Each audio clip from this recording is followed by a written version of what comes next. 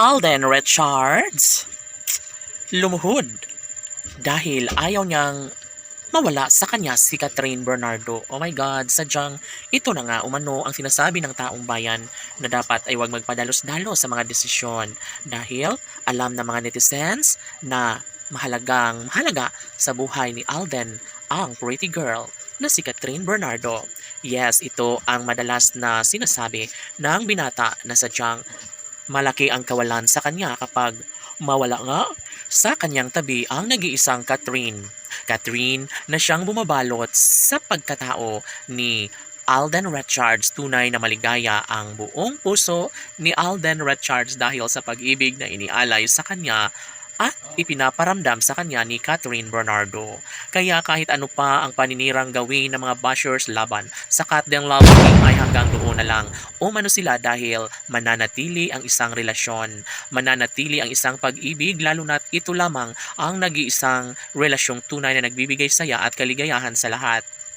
Laging pakatandaan na hindi magbabago kailanman ang kung anuman ang kanilang nasimulan sa kanilang relasyon. Bagamat sobrang dinepensaan ni Alden ang lahat sa kanilang pagmamahalan, of course mananatili at magbibigay saya at kaligayahan sa taong bayan ang pag-ibig na nagbibigay kaligayahan sa lahat. Of course, si Catherine at Alden lamang ang natatangi at nararapat na magkakatuluyan at magsasama sa habang buhay. Hello no? Siyempre, si Alden Richards ay buong-buo na ang pagdidesisyon, buong-buo na ang kanyang para sa pretty girl na si Catherine Bernardo. Siyempre, siya at siya lamang ang nararapat para sa matamis na pag-ibig ng pretty girl na si Catherine Bernardo.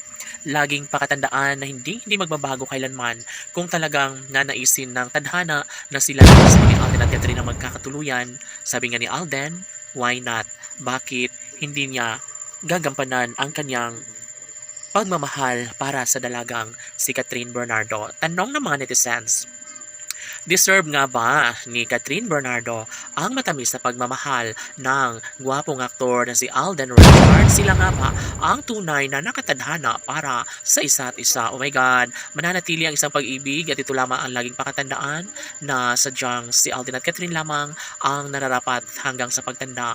Dapat ay magpakasal at magsama na sila habang buhay dahil tsak na sila ay mas magiging maligaya lalong-lalo na kapag darating ang tamang pagkakataon na maisakatuparan at matutugunan ang kanilang pagmamahalang tunay na nagbibigay saya at kaligayahan sa lahat. Siyempre, si Catherine at Alden lamang ang nararapat na magsama. Si Alden at Catherine lamang ang deserve na lumigaya hanggang sa pagtanda. Laban!